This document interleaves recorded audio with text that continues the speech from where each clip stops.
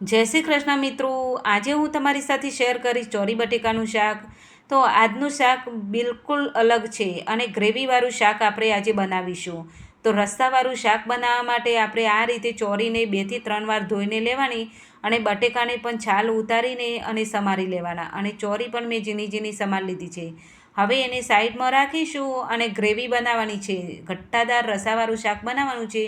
તો એના માટે મેં મીડિયમ સાઇઝની 2 ડુંગળી લીધી છે. ડુંગળીને મોટી પીસીસમાં કટ કરી લીધી છે અને 2 ટામેટાં પણ લીધા છે. તો આ રીતે મોટા મોટા પીસીસમાં કટ કરી લેવાનું, કેમ કે આપણે ગ્રેવી તો આમે બનાવવાની જ છે. એની પેસ્ટ બનાવી લઈશું. અને આદુના 2 ટુકડા, લસણ એવું સારા પ્રમાણમાં મેં લીધું છે અને 2 લીલા મરચાં. તમને તીખું જે પ્રમાણે પસંદ હોય તે પ્રમાણે લઈ શકો છો. આ મરચાં વધારે તીખા આવતા નથી એટલે મેં 2 લીધા છે. અને હવે એને ઢાંકીને એની પેસ્ટ બનાવી લેવાની. પેસ્ટ બનાવીને સાઈડમાં રાખીશું અને ગેસ પર કઢાઈ મૂકીને તેનો વઘાર કરી દઈશું. તો વઘાર માટે મેં 2 ચમચા ભરીને તેલ લીધું છે. તો સિંગ તેલનો યુઝ કર્યો છે. અને હવે એમાં 1 ચમચી ભરીને જીરું નાખ્યું છે. જીરું સારી રીતે ચટકવા લાગે ત્યારે એમાં અડધી ચમચી આખા ધાણા અને 2 થી 3 કારા મરીના દાણા નાખ્યા છે. આ રીતે તમે શાક બનાવશો તો બહુ સરસ એવું બનશે શાક. અને અડધી ચમચી હિંગ નાખી છે. તો વઘાર આવીને આપણું તૈયાર થઈ ગયું છે. હવે એમાં જે પેસ્ટ બનાવી હતી એ એડ કરી દઈશું. હવે પેસ્ટને સારી રીતે મિક્સ કરી મિલાઈ દેવાની છે આ રીતે ચમચાથી. તો તમે જોઈ શકો છો વઘારની સાથે આપણે પેસ્ટ જે નાખી હતી એ સારી રીતે મિક્સ કરી દેવાની છે. અને હવે એમાં જે બાકીના મસાલા હતા એ પણ કરી દઈશું. તો અડધી ચમચી હળદર અને 2 ચમચી ભરીને મેં ધાણા જીરું લીધું છે. ધાણા જીરુંનો ટેસ્ટ સારો આવે છે. તો તમને જે પ્રમાણે પસંદ હોય એ પ્રમાણે નાખી શકો. અને 2 ચમચી ભરીને મેં કાશ્મીરી લાલ મરચું લીધું છે.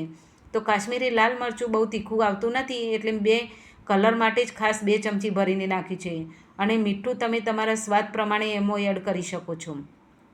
અને હવે ગ્રેવી મસાલા બધું જ મિક્સ સારી રીતે કરી દઈશું અને 2 થી 3 મિનિટ સુધી આ રીતે ઢાંકીને રાખીશું.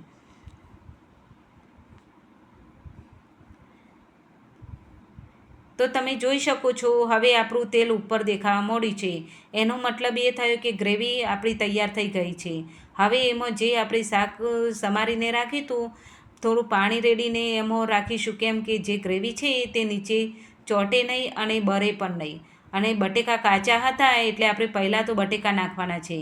બટેકાને 2 થી 3 મિનિટ સુધી ચડવશું આ રીતે. ત્યારે ગ્રેવીમાં અંદર સરસ ઘાટો એવો રસો એના સાથે મિક્સ થઈ જશે અને મસાલા પણ મિક્સ થઈ જશે. કાચા બટેકા હોય તો આ રીતે તમારે પહેલેથી જ ચડવી લેવાના. અને જો તમારી જોડે બાફેલા બટેકા હોય તો ચોરી સાથે એડ કરો તો પણ ચાલે. તો બટેકાને 2 થી 3 મિનિટ થઈ ગઈ છે. હવે આપણે જોઈ લઈએ. તો બટેકા અધકચરા ચડીને તૈયાર થઈ ગયા છે. હવે એમાં જે ચોરી સમારીને રાખી હતી એ પણ મિક્સ કરી દઈશું. તો આ રીતે તમે ચોરી બટેકાનું શાક બનાવશો તો બહુ જ ટેસ્ટી એવું શાક બનશે. જો તમે ક્યારેય આવું શાક ના બનાવ્યું હોય તો એકવાર ચોક્કસથી ટ્રાય કરજો. બહુ ટેસ્ટી બને છે. અને હવે એમાં તમને પાણી જે પ્રમાણે જરૂર હોય એ પ્રમાણે નાખવાનું. તમારે જો વધારે રસાવાળું ના બનાવવું હોય તો એમાં થોડું જ નાખવાનું પાણી. મેં 1 વાટકી ભરીને પાણી નાખ્યું છે. તો આપણું શાક બનીને તૈયાર થઈ ગયું છે. 4 થી 5 મિનિટ મેં ઢાંકીને રાખ્યું હતું. તો તમે જોઈ શકો છો રસ્સાવાળું શાક બનીને તૈયાર છે. અને રોટલા સાથે તમે ખાઈ શકો છો. બાજરીના રોટલા સાથે પણ બહુ ટેસ્ટી લાગે છે. અને એની જોડે છાશ હોય અને પછી ડુંગળી હોય તો બહુ જ ટેસ્ટી લાગે છે. તો રસ્સાવાળું ચોરી બટેકાનું શાક બનીને તૈયાર છે.